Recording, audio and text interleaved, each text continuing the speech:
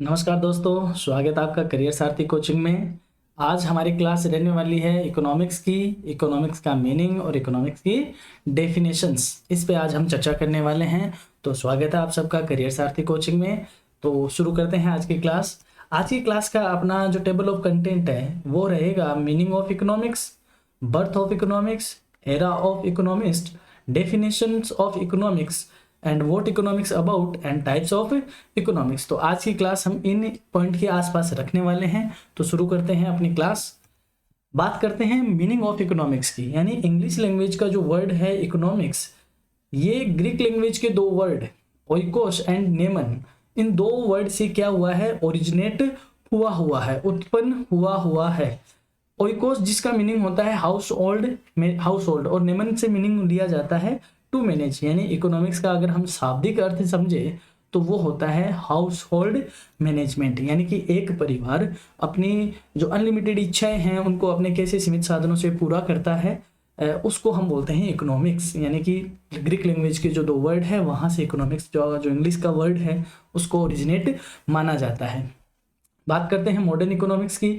आज जो हम इकोनॉमिक्स पढ़ते हैं ये मॉडर्न इकोनॉमिक्स है, और इसका हम फादर किसको बोलते हैं, एडम स्मिथ को। तो मॉडर्न इकोनॉमिक्स के फादर एडम स्मिथ कैसे हुए, इस पे हम चर्चा करते हैं। बात है 1776 की।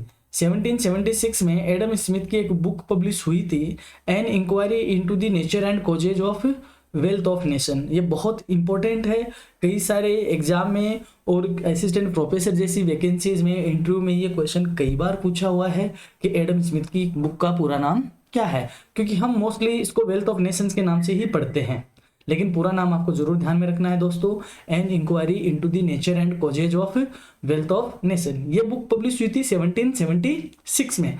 इस बुक से पहले क्या था कि जो इकोनॉमिक्स है वो पॉलिटिकल एथिक्स के अंतर्गत पढ़ा जाता था, या पॉलिटिकल एथिक्स के अंतर्गत आता था, क्योंकि तब इकोनॉमिक्स का नाम वैसे भी इकोनॉमिक्स नहीं हुआ करता था, लेकिन इकोनॉमिक्स के जो प्रोविजंस है उनके रिगार्डिंग जो बातें होती थी वो पॉलिटिकल एथिक्स के अंडर आती थी।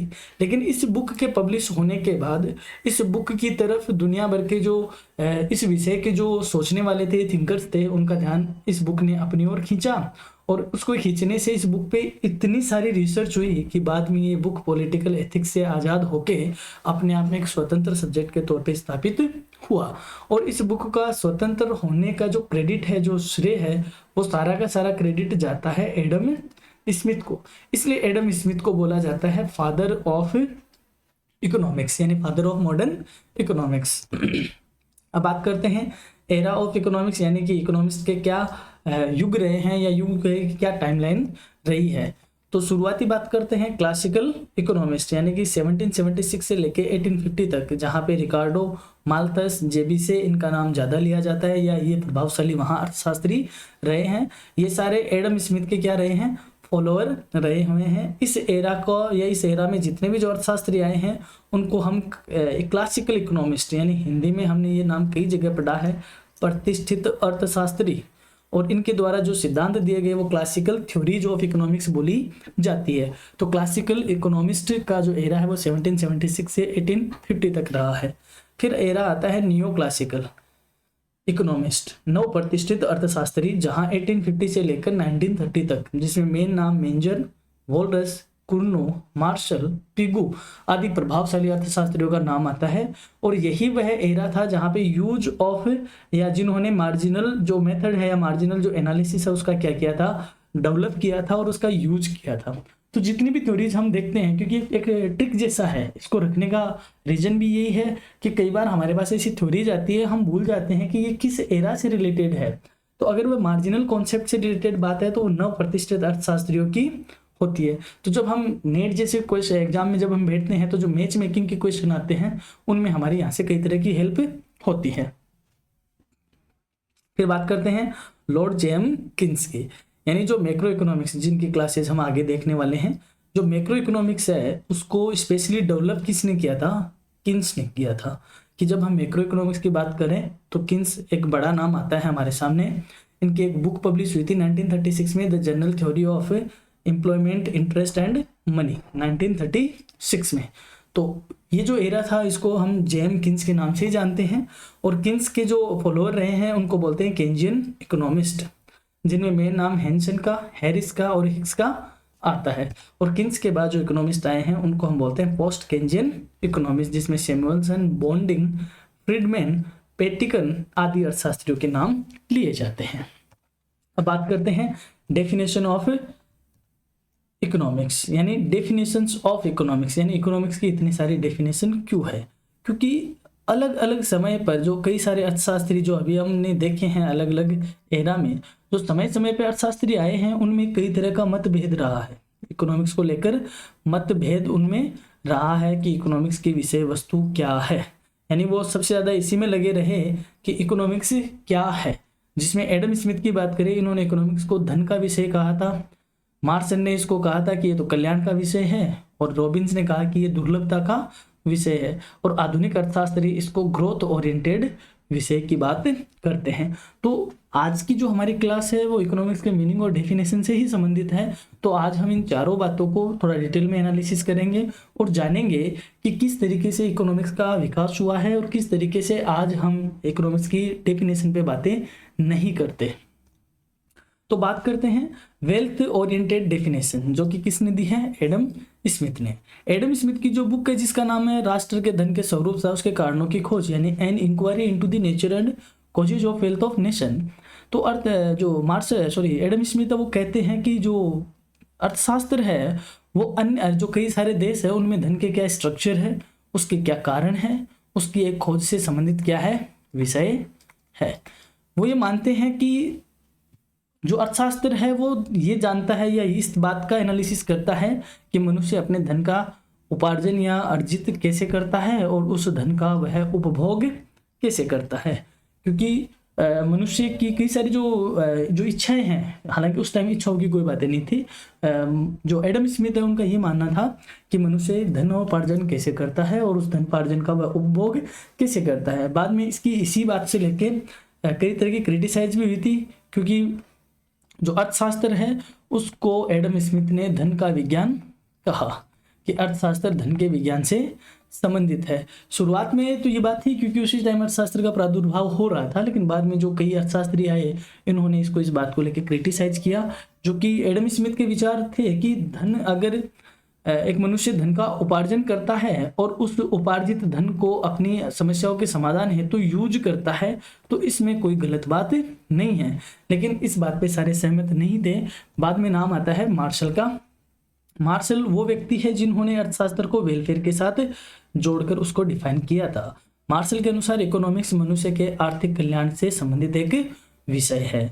मार्शल ने कहा धन तो केवल एक साधन मात्र है, जबकि हमारे जो लक्ष्य है वो है मनुष्य का आर्थिक कल्याण। यानी हम अर्थशास्त्र से या उस धन से मनुष्य के आर्थिक कल्याण को क्या कर सकते हैं या क्या करते हैं, प्राप्त करते हैं, अर्थशास्त्र वो विषय है। और जो मार्शल है वही पहले व्यक्ति थे जिन्होंने इकोनॉमिक्स के लिए कौन सा शब्द यूज किया था? इकोनॉमिक्स। यानी इनकी एक बुक आई थी प्रिंसिपल ऑफ इकोनॉमिक्स, उसमें पहली बार इकोनॉमिक्स के लिए इकोनॉमिक्स वर्ड यूज हुआ था। यानी हम ये कह सकते हैं 1890 में पहली बार इकोनॉमिक्स के लिए इकोनॉमिक्स शब्द यूज हुआ था। और ये बहुत एक इम्पोर्टेंट यहाँ से बात बनती है, जब हम पीएचडी जैसे एग्जाम में बैठते हैं या नेट जैसे एग्जाम में आज हम पेपर देते हैं तो जो मैच मेकिंग के क्वेश्चन आते हैं उसमें एक तरफ सब्जेक्ट के नाम होते हैं और एक तरफ उनके ईयर भी हो सकते हैं, उनके राइटर भी होते हैं। तो वहाँ पे कई बार देखा जाता है प्रिंसिपल ऑफ इकोनॉमिक्स। तो प्रिंसिपल ऑफ इकोनॉमिक्स वो पुस्तक है जिसमें पहली बार इकोनॉमिक्स के लिए इकोनॉमिक्स वर्ड यूज हुआ था। ये आई थी 1890 में। लेकिन मार्शल की परिभाषाएं भी आलोचनाओं से नहीं बच सकी। बात करते हैं लॉर्ड रॉबिन्स की, जिन्होंने अर्थशास्त्र को कहा कि अर्थशास्त्र तो वह विज्ञान है जो कई सारे अनेक लक्ष्यों और वैकल्पिक उपयोगों वाले दुर्लभ साधनों यानी कि स्केर्स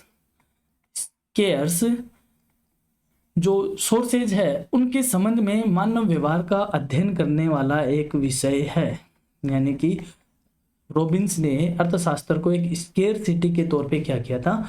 डिफाइन किया था। अपनी एक पुस्तक nature and significance of economic science में उन्होंने मार्शल की परिभाषाओं की आलोचना करी और साथ में यह भी बताया कि जो भी हमारी समस्याएं हैं वो किस वजह से आती है? दुर्लभता की वजह से आती है। किसकी वजह से आती है? दुर्लभता की। मीन्स कि हम मनुष्य हैं, हमारी इच्छाएं क्या है? अनलिमिटेड। और हमारे पास जो सोर्सेज है वो सारे के सारे क्या है? लिमिटेड। और वह सारे सोर्सेज क्या है? वैकल्पिक यूज वाले हैं। तो हमारे सामने एक समस्या पैदा होती है और उस समस्या के समाधान का जहां पे हम बात करते हैं उस सब्जेक्ट का नाम क्या है? इकोनॉमिक्स। यानी इसको फॉर एग्जाम्पल हम यूँ समझते हैं कि आपके पास 1000 रुपये हैं, आपको आपके पिताजी ने आपको 1000 रुपये दिए हैं और कहा कि जाओ बच्चे आप इसका एक 1000 रुपये का रिचार्ज डलवा दो हमारे सेटअप बॉक्स में। आप गए मार्केट में, आपने रिचार्ज डलवाया और डन, बात खत्म। आपके दिमाग में कुछ भी नहीं आया कि मैं इन पैसों का क्या करूं, क्योंकि ये पैसा वैकल्पिक था ही नहीं। आपके पास इच्छाएं तो बहुत सारी आपके दिमाग में, लेकिन इस पैसे से उसकी कोई लेना देना नहीं है, क्योंकि पैसे का यूज क्या नहीं है? अल्टरनेटिव। वहीं अगर ये एग्जाम्पल ऐसा होता कि पापा ने कहा कि 1000 रुपये दिए हैं आपको और रिचार्ज कितने का होगा? 800 रुपये का, और जो 200 रुपये बचेंगे उसको आप रख लेना। अब जैसे ये 200 रुपये आपको रखने के लिए दिए, तब आप ये पैसे क्या हो गए? अल्टरनेटिव हो गए, क्योंकि अब आप आपके माइंड में दिमाग में चलेगी कि मैं इन 200 रुपये का क्या करूं, मैं इससे कोई पिज्ज़ा खाऊं या बर्गर खाऊं या फिल्म देखूं या क्या करूं। तो ये 200 रुपये की जो आपकी लंबी सारी लिस्ट है वह आपके दिमाग में चलेगी, लेकिन 200 रुपये सारी इच्छाओं को क्या नहीं कर सकता? पूरा नहीं कर सकता, क्योंकि हमारे पास जो सोर्सेज है वो क्या है? लिमिटेड है। और ये अब अल्टरनेटिव भी है। तब आपके सामने जो समस्या आएगी वो आएगी चॉइस की। क्या आएगी? चॉइस की समस्या आएगी या चयन। यानी जब साधन अल्टरनेटिव होंगे तो चयन का व्यवहार होगा, यानी आप चयन की तरफ जाओगे कि मुझे किसको चूज करना है। यह परिभाषा दी थी लॉर्ड रॉबिन्स ने, जिसने कहा कि अर्थशास्त्र स्केर्सिटी की परिभाषा है। अब बात करते हैं मॉडर्न इकोनॉमिस्ट की या मॉडर्न डेफिनेशन की। मॉडर्न डेफिनेशन में हम ये कहते हैं कि आज जो इकोनॉमिक्स है वो उन फैक्टर की स्टडी करता है जो हमारे एम्प्लॉयमेंट और स्टैंडर्ड ऑफ लिविंग को क्या करता है? अफेक्ट करता है। लेकिन सही बात बताए तो आज अर्थशास्त्र की विषय वस्तु इतनी ज़्यादा बढ़ चुकी है कि इसको एक पर्टिकुलर परिभाषा में बांधना क्या है? नामुमकिन है। यानी कि अर्थशास्त्री मानते हैं आज के, क्योंकि आज अर्थशास्त्र 2 पार्टों में डिवाइड है। हम एक पार्ट का नाम क्या है? माइक्रो, और एक पार्ट का नाम क्या है? मैक्रो। और इसके अलावा भी अर्थशास्त्र आज इतना विकसित हो चुका है कि उसमें इतनी विषय वस्तु उसकी इतनी वाइड हो चुकी है कि पर्टिकुलर एक ऐसी डेफिनेशन हम बनाएं जिसमें पूरी अर्थशास्त्र आ जाए, ऐसा इम्पॉसिबल है, नामुमकिन है। तो आज के जो इकोनॉमिस्ट है वो इस बात पे मतभेद करते नहीं है कि इकोनॉमिक्स की डेफिनेशन क्या होनी चाहिए या इकोनॉमिक्स क्या है। वो ये इस बात पे डिस्कस करते हैं कि इकोनॉमिक की विषय वस्तु क्या होनी चाहिए या इकोनॉमिक्स की विषय वस्तु क्या है। और विषय वस्तु के अकॉर्डिंग माइक्रो को और मैक्रो को अलग अलग तरीके से डिफाइन किया जाता है। और इसी कठिनाई को देखते हुए जैकब वाइनर ने कहा कि अर्थशास्त्र वही है जो अर्थशास्त्री करता है, यानी कि जो अर्थशास्त्री करता है वही क्या है? अर्थशास्त्र ही है। तो आज जो मॉडर्न जो डेफिनेशंस है, हालांकि वो इकोनॉमी के ग्रोथ के ओरिएंटेड से है, लेकिन उसमें कहीं भी इस बात का जिक्र नहीं होता कि अर्थशास्त्र की ये डेफिनेशन है, क्योंकि वो इस बात पे अब इतना वाद विवाद नहीं करते। इस बात को उन्होंने त्याग दिया है। वह बात करते हैं अर्थशास्त्र के विषय वस्तु की। बात करते हैं रेगनर फ्रिस की, यानी जो इकोनॉमिक्स है अभी हमने जिक्र किया, एक इकोनॉमिक्स का पार्ट माइक्रो है और एक इकोनॉमिक्स का पार्ट क्या है? मैक्रो। बात है 1933 की। 1933 की एक नॉर्वे यूनिवर्सिटी के प्रोफेसर हैं रेगनर फ्रिस। नॉर्वे यूनिवर्सिटी के प्रोफेसर रेगनर फ्रिस, जिन्होंने अर्थशास्त्र को 2 पार्ट में क्या किया? डिवाइड किया। एक पार्ट का नाम रखा माइक्रो और एक को बोला जाता है मैक्रो। जो माइक्रो इकोनॉमिक्स है वो प्राइस थ्योरी भी कहा जाता है, यानी कि ये एक इंडिविजुअल, व्यक्तिगत और एक फर्म से रिलेटेड क्या है? सब्जेक्ट है, जो कि बहुत छोटी छोटी इकाइयों का अध्ययन करता है। यानी कि एक फर्म की मांग, सप्लाई, प्रोडक्शन etc क्या रहेंगे उसकी स्टडी की जाती है माइक्रो इकोनॉमिक्स में। और जब हम बात करते हैं संपूर्ण अर्थव्यवस्था की, यानी एंटायर इकोनॉमी की, तब हम बात करते हैं किसकी? मैक्रो इकोनॉमिक्स, यानी कि पूरी इकोनॉमी में रोजगार का स्तर क्या है, राष्ट्रीय आय का स्तर क्या है, समग्र मांग क्या है। इन सब की हम जो बातें करते हैं वो किस में करते हैं? मैक्रो इकोनॉमिक्स में। और जो व्यक्तिगत बातें होती है वो होती है माइक्रो में। तो रेगनर फ्रिस वो व्यक्ति है जिन्होंने इकोनॉमिक्स को 2 पार्ट में डिवाइड किया था। अब बात करते हैं इकोनॉमिक्स क्या है, एक्चुअली इकोनॉमिक्स क्या है। तो इकोनॉमिक्स जो हमने अभी पढ़ा कि economics is the study of those action of human beings which are concerned with the satisfaction of unlimited want by utilizing limited resources। यानी कि हम ह्यूमन बीइंग जिनकी इच्छाएं क्या है, असीमित है, लेकिन उन इच्छाओं को पूरा करने के पास हमारे जो साधन है वो टोटली क्या है, बहुत सीमित साधन है, बहुत ही स्केर्स साधन है। क्योंकि जब इच्छाएं असीमित है और साधन सीमित है तो हमारे सामने एक समस्या पैदा होती है। उस समस्या को हम क्या बोलते हैं, इकोनॉमिक प्रॉब्लम। और जहाँ पे इस इकोनॉमिक प्रॉब्लम का एनालिसिस होता है, स्टडी होती है, उसको ही हम क्या बोलते हैं, इकोनॉमिक्स बोलते हैं। अब आप तो ये कहोगे रॉबिन्स वाली डेफिनेशन हो गई, बिल्कुल ये रॉबिन्स की डेफिनेशन है। आज हम इसमें इस बात का और अध्ययन करते हैं कि इन साधनों का बेटर अलॉटमेंट कैसे होता है, जो कि इनडायरेक्टली अर्थ जो रॉबिन्स है उसी की परिभाषा के साथ क्या होता है, अलाइड होता है। क्योंकि रॉबिन्स की परिभाषा एक वैज्ञानिक परिभाषा थी जो कि इकोनॉमिक्स की एक कोर कॉन्सेप्ट की बात करती है कि सारी बातें ठीक है, लेकिन हमारी जो इच्छाएं हैं वो असीमित है और साधन क्या है, सीमित है। और सीमित साधनों से हमें असीमित इच्छाओं को पूरा करना है, वही क्या है, इकोनॉमिक्स है। अब जितनी भी जो इकोनॉमी होती है उनकी सेंट्रल प्रॉब्लम भी इन्हीं के आसपास रहती है या यही रहती है। पहली आती है व्हाट टू प्रोड्यूस, यानी क्या प्रोड्यूस किया जाए, प्रॉब्लम ऑफ रिसोर्स एलोकेशन। अब क्योंकि हमारे पास जो साधन है एक इकोनॉमी में वो सारे के सारे क्या है, सीमित साधन है, तो इन सीमित साधनों को किस तरीके से एलोकेट किया जाए और हम क्या प्रोड्यूस करें, और जो प्रोड्यूस कर रहे हैं वो किस तरीके से प्रोड्यूस होगा, और उसके लिए कौन सी प्रोडक्शन टेक्निक हमें यूज करनी चाहिए। ये जो प्रोडक्शन हम किसके लिए करेंगे, फॉर वूम टू प्रोड्यूस। अब जो प्रोड्यूस कर लिया तो उसका डिस्ट्रीब्यूशन किस तरीके से किया जाएगा, और जो फैक्टर्स है प्रोडक्शन में उनको हम इकोनॉमिकली इकोनॉमिक एफिशिएंसी के साथ किस तरीके से यूज कर सकते हैं, बेटर यूटिलाइजेशन ऑफ फैक्टर्स, और इकोनॉमी की ग्रोथ किस तरीके से होगी या इकोनॉमी की ग्रोथ क्या होनी चाहिए। इन सब बातों का या इन सब प्रॉब्लम को हम क्या बोलते हैं, central problem of an economy, central problems of an economy. जितनी भी इकोनॉमी है उन सब की यही सेंट्रल प्रॉब्लम्स होती है। तो और जो अर्थशास्त्र है वो इन्हीं प्रॉब्लम का क्या करता है, एनालिसिस करता है, इन्हीं प्रॉब्लम का वह समाधान करने का काम करता है। तो आज की क्लास हमारी यहीं तक थी। Thanks for the watching. तो अपनी ये जो क्लासेज हैं वो सारे की सारी संबंधित है ASO से, RA से, असिस्टेंट प्रोफेसर से, फर्स्ट ग्रेड से, सेकंड ग्रेड से, UGC नेट JRF से, PhD एंट्रेंस से, RPSC से, UPSC से। तो जुड़े रहिए करियर सारथी कोचिंग के साथ।